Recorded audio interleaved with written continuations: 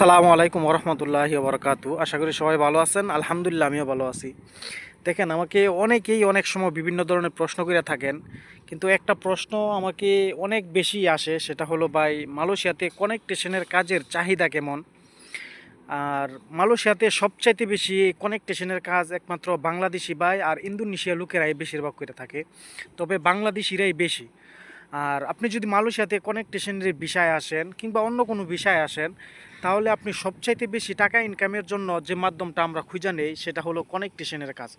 এই কানেকটেশনের কাজটা আপনার এটাতে প্রচুর পরিমাণে মেহনত, যে মেহনতের কোনো বিকল্প নেই। তাছাড়া আপনার পাম বাগানের যে কাজটা আছে সেটা তো প্রচুর পরিমাণে মেহনত। এই যে দেখেন, এখানে কিছু বাংলাদেশি ভাই তারা লুয়ার কাজ করতেছে, যেটা নাকি আমরা মালয়েশিয়াতে বিসির কাজ বলি।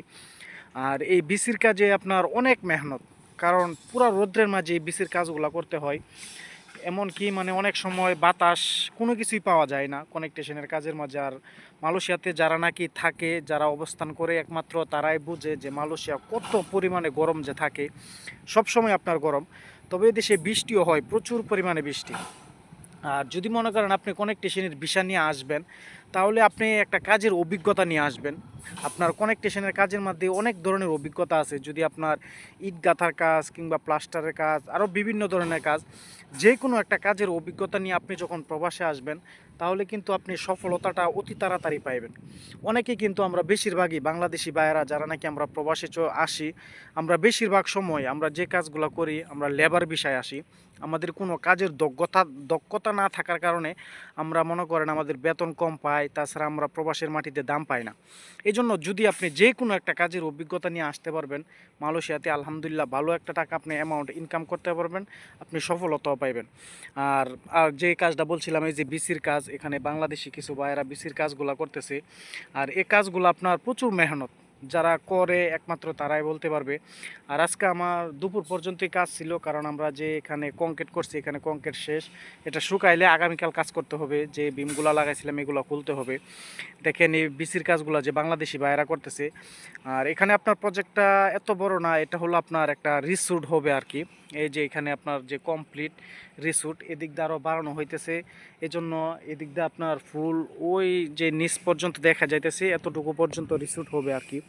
এজন্য ভাই, যারা নাকি আমাকে প্রশ্ন করেন যে ভাই কানেকটেশনের কাজ আমি জানি, অনেকেই বাংলাদেশের অনেক ভাইয়েরা আছে এই কানেকটেশনের কাজ জানে, কিন্তু কি বিষয় আসবে কিংবা যে কি কাজ, মানে কিভাবে আসলে সে কানেকটেশনের কাজগুলো করতে পারবে, ভালো একটা টাকা অ্যামাউন্ট ইনকাম করতে পারবে। তবে আমি বলবো, যারা নাকি আপনার মালয়েশিয়া থেকে এমন কোনো আত্মীয় স্বজন আছে, আপনার কাজের দক্ষতা আছে, তাহলে আপনি এজেন্ট ভিসা নিয়ে আপনি এসে কানেকটেশনে কাজ করতে পারবেন, অনেক টাকা ইনকামও করতে পারবেন। কিন্তু আপনি যদি আপনার কোনো লুক না থাকে, আপনার কাজের কোনো দক্ষতা না থাকে, তাহলে আপনি কখনো আপনি কানেকটেশনের বিষয় আসবেন না কিংবা ফ্রি বিষয় আসবেন না। যাদের কোনো দক্ষতা না থাকে তারা অবশ্যই একটা কোম্পানির বিষয়ে আসবেন। ইনশাল্লাহ কোম্পানির বিষয়ে আসলে আপনি ভালো সুবিধা পাবেন। এই ওই যে দেখেন বাংলাদেশি ভাইয়েরা এখানে হলো যে বিসিগুলা তারা কাটতেছে, এখানে বিসি আপনার সবগুলা প্রবাসে যারা আছে তারাই জানে যে প্রবাসে আপনার অনেক কিছু, বেশিরভাগ কিছুই আপনার মেশিন হয়। এই যে বিসিগুলা মেশিনে কাটতেছে, এগুলো আবার বাঁকা করবে, বিসি বাঁধবে, যে এখানে বিসি যে খাঁচাগুলা বানতেছে। তো ভাই, আমি সর্বোপরি একটা কথাই বলবো, যারা নাকি মালয়েশিয়াতে কানেকটেশনের বিষয়ে আসবেন, অবশ্যই ভেবেচিন্তে আসবেন। যদি মনে করেন আপনি পরিশ্রম করতে পারবেন, তাহলে আপনি অবশ্যই এই কানেকটেশনের বিষয়ে আসেন, ভালো টাকা অ্যামাউন্ট ইনকাম করতে পারবেন।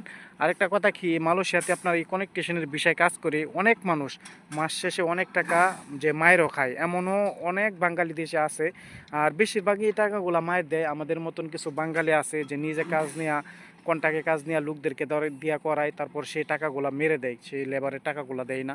তো ভাই, ভালো থাকবেন, সুস্থ থাকবেন। আসসালামু আলাইকুম রহমতুল্লাহি বরকাত।